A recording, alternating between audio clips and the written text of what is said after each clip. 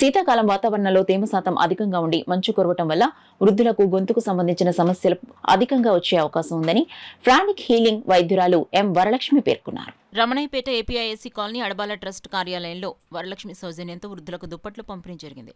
ఈ సందర్భంగా ఆమె మాట్లాడుతూ తేమ శాతాన్ని అధిగమించడానికి వేడి నీటిని తీసుకోవాలన్నారు. గొంతులో ఇన్ఫెక్షన్ వస్తే మంచినీటిని ఎక్కువగా తాగాలని అన్నారు.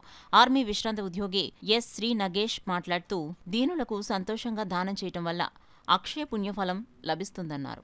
ప్రతి ఏటా వేసవికాలంలో పాదరక్షలు, శీతాకాలంలో దుప్పట్లు పంపిణీ చేస్తున్న వరలక్ష్మి సేవలు అభినందనీయమని శ్రీ నగేష్ తెలిపారు. ఈ కార్యక్రమంలో అడబాల రత్నప్రసాద్, సూర్య, రాజా, సత్యనారాయణ తదితరులు పాల్గొన్నారు.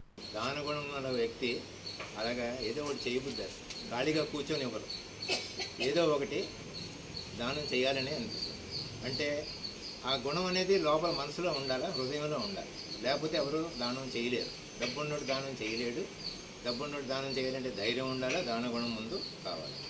సో శ్రీమతి వరలక్ష్మి గారు ఇటువంటి పనులు ఇంకా ఎన్నో చేయాలని చెప్పేసి ముందు ముందు మేలటువంటి సహాయపడాలని చెప్పేసి ఆ భగవంతుడు ఆవిడకి ఆయురారోగ్య ఐశ్వర్యాలు ప్రసాదించి ఇలాంటి కార్యక్రమాలు ఎన్నో అడబాల ట్రస్ట్ ద్వారా చేయాలని నేను భగవంతుడిని ప్రార్థిస్తున్నాను. ఈరోజు నారాయణ సేవ ఆధ్వర్యంలో అడబాల రత్నప్రసాద్ గారి సమక్షంలో ఈరోజు నారాయణ సేవ పేరు మీద ఇందిరా కాలనీ వాళ్ళందరికీ కూడా లేని వాళ్ళకి, కొంచెం వృద్ధులకి చలికాలంలో తీసుకోవాల్సిన జాగ్రత్తల గురించి వివరిస్తూ దుప్పట్లు పంచిపెట్టడం జరుగుతుంది. మీరందరూ కూడా ఈ దుప్పట్లు వాడుకుని మీకు తెలిసిన వాళ్ళకి పంచిపెట్టడం కాకుండా మీరే వాడుకుని మీరే ఆరోగ్యంగా ఉండాలని కోరుకుంటూ ఇది మరిన్ని సేవా కార్యక్రమాలు నా చేత చేయించే అవకాశం కలుగజేస్తున్న రత్నప్రసాద్ గారు మిగిలిన వాళ్ళందరికీ ధన్యవాదాలు.